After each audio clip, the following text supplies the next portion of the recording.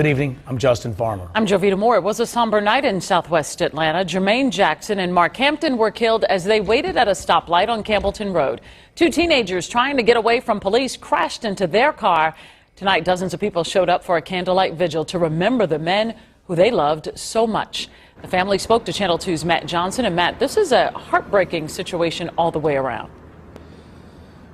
Definitely heartbreaking for all the families involved. Both the fathers that died right there had either sick or elderly or disabled family members that they were eager to get home to in their neighborhoods and take care of that day. But now both families are wondering where to go from here. He's gonna be greatly missed by all of us.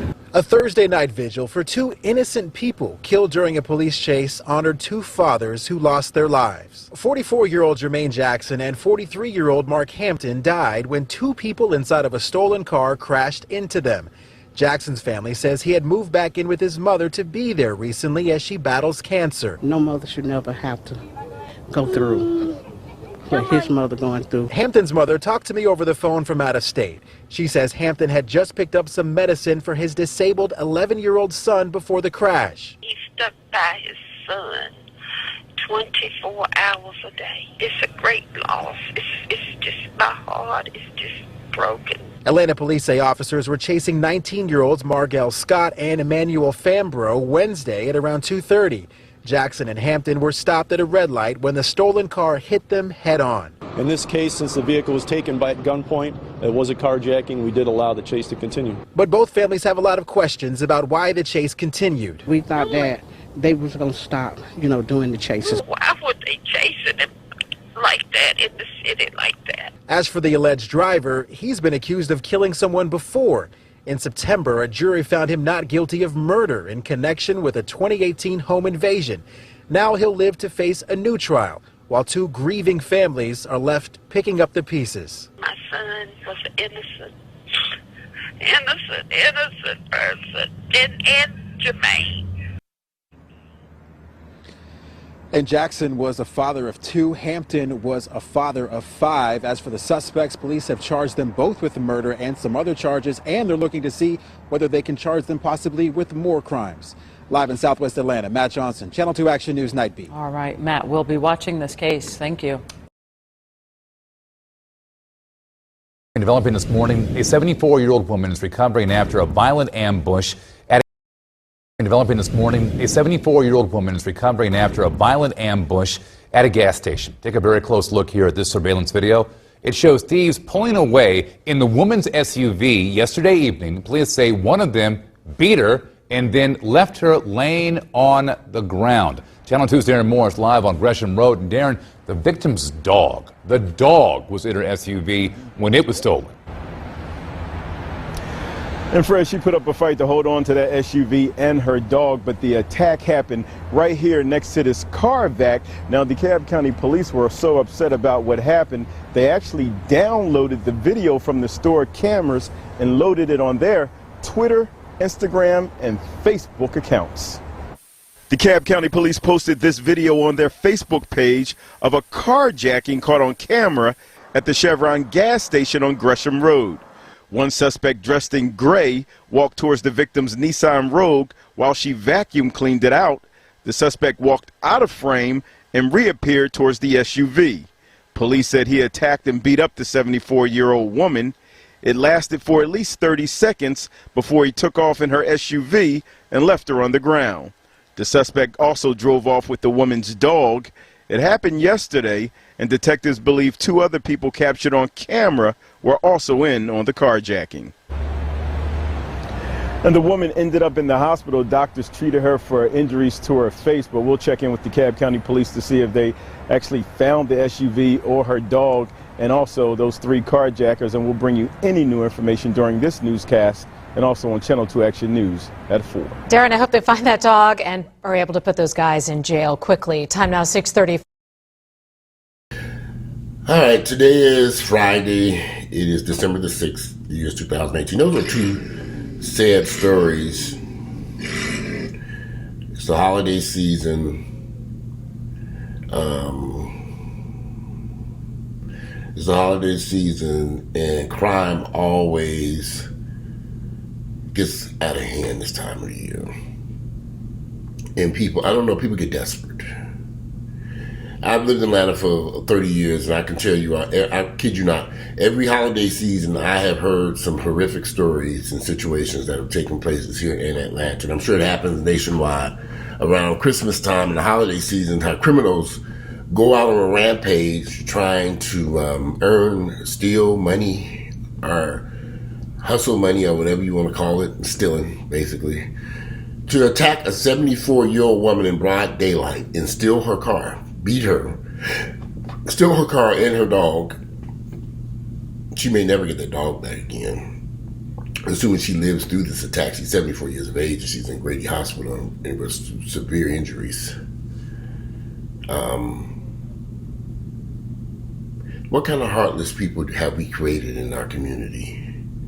And I'm speaking to black folks right now because we are the ones who've created these issues.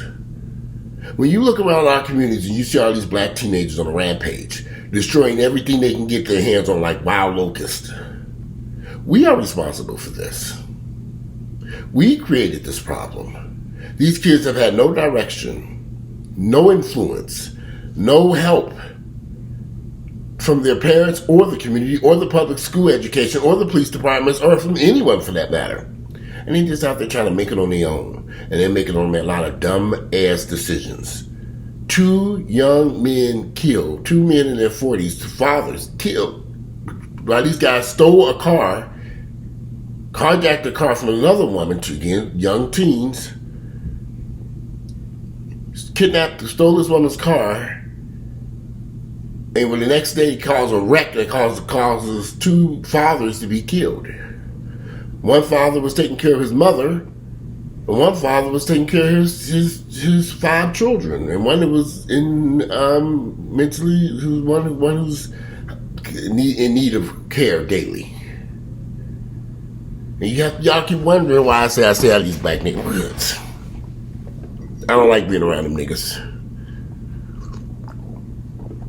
I've been driving down the street and you see a car whiz by you at 100 miles per hour. You're like, what the fuck going on? And next thing you know, you see police cars. And you're like, wow, I saw a car, never forget a few years back, I saw a car speed past me and slamming on brakes, was trying to get by, and he climbed over a median. And all of a sudden I saw these police cars pulling up, and I'm like, what? And they were chasing it. He had been going over 100 miles per hour. And they were chasing his ass. Earl got hit. Luckily, on the side, a T-boned by a guy that hit his car, was running from the police and hit his car and kept going. This is a few years back. He was lucky. All the cars that was lined up there, that guy swung around that corner and T-boned all those cars and kept on going. And they never caught the person either. They did capture the car, but they didn't capture the person who was behind the wheel of the car who ran from the police. You know, it's Atlanta. Atlanta can be a dangerous place. People keep thinking I'm making fun of Atlanta. Y'all don't understand. These are just the stories that we see that make the news. That's the thing that scares me. These stories make the news, but there's a lot of other stuff going on in Atlanta that you don't see on the news. It doesn't make the news, but I hear about it. I've seen stuff. I've been around stuff, and I said, ooh, wow, this is going to be on the news. Go home and not on the news. I'm like, well, what happened? That should have made the news. So not every crime that happens in our community, that's what people keep saying the media is portraying us as violent criminals and all this stuff. No, the media is just reporting what, if it bleeds, it leads. They just report the news. But they can't report all of it. But they can't tell you everything. I've also had my mother call me and say, Walter, something happened. So did you see that on the news? I said, no. I go look, check the news, look on the internet. I said, Mom, I never saw it on the news. She said, you sure? It was right at the corner of so-and-so, and it was something, and it was, I said, no, I didn't see it.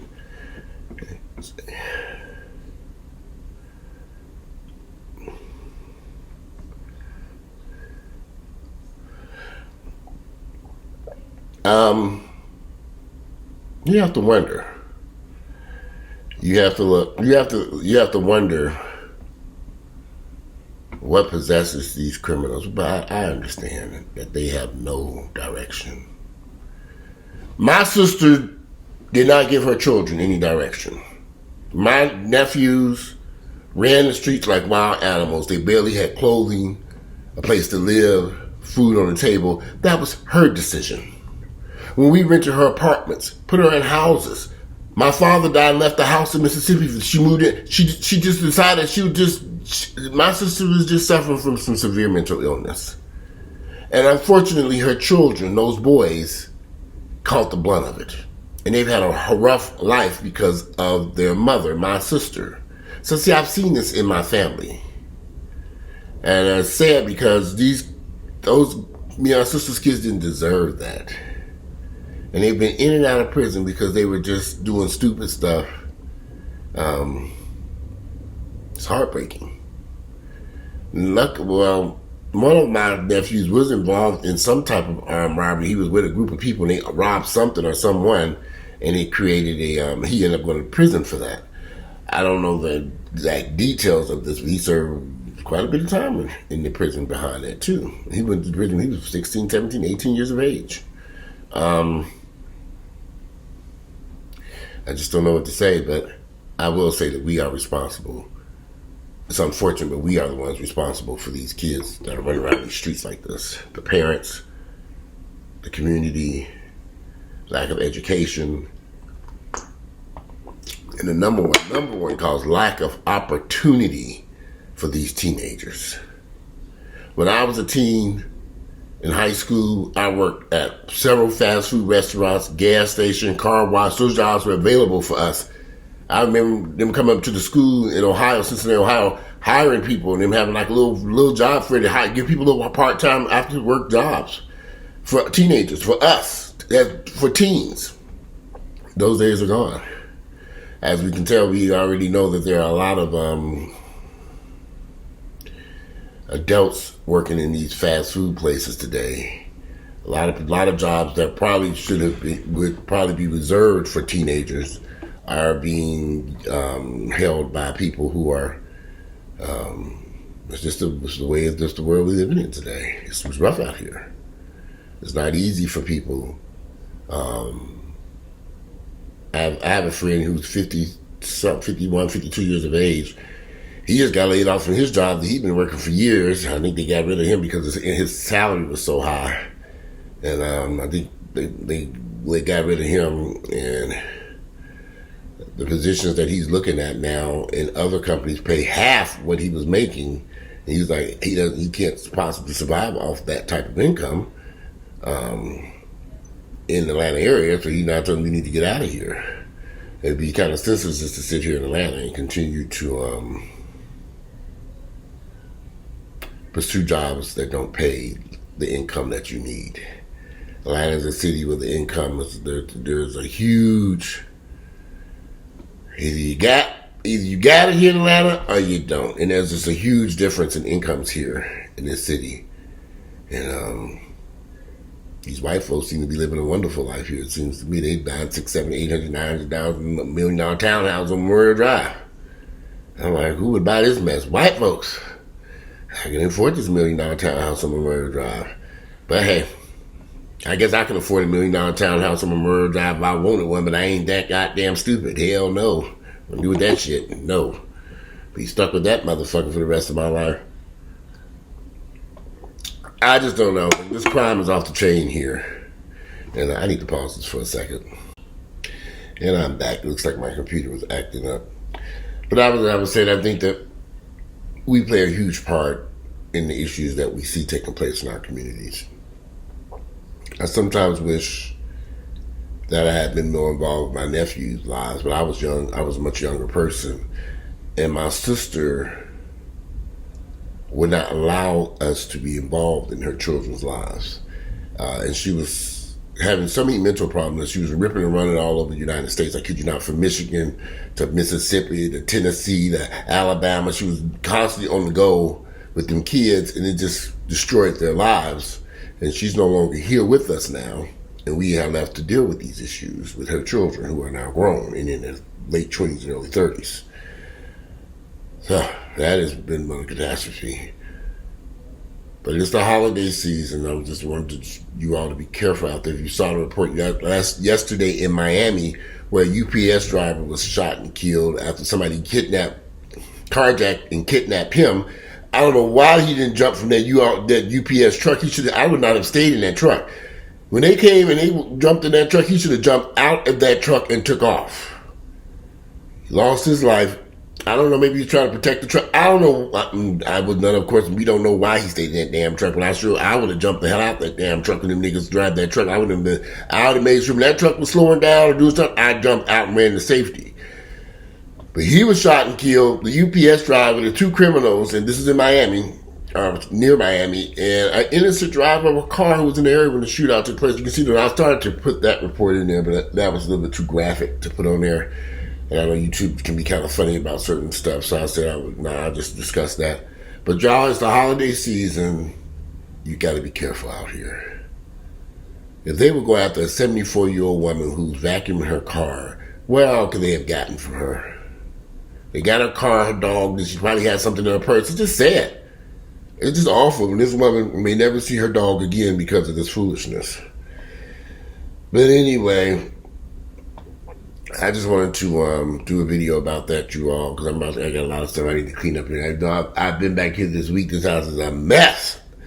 I don't know what I've been doing around here, but today is the day to clean this place up. I'll start. I got a lot of stuff I need to do around here. And I still ain't got them up. Christmas decorations, they're just sitting in a bag, so I'm supposed to work on that today too. So anyway, I'm going to put up some Christmas music and start my little projects over here this Friday, December the 6th. You all, if you're out there shopping this weekend and out buying stuff, be careful. Be careful. People are getting desperate. Times are far tougher than what it seems. Some of us are doing extremely well. Some of us are financially doing great, but there are a lot of us who are not.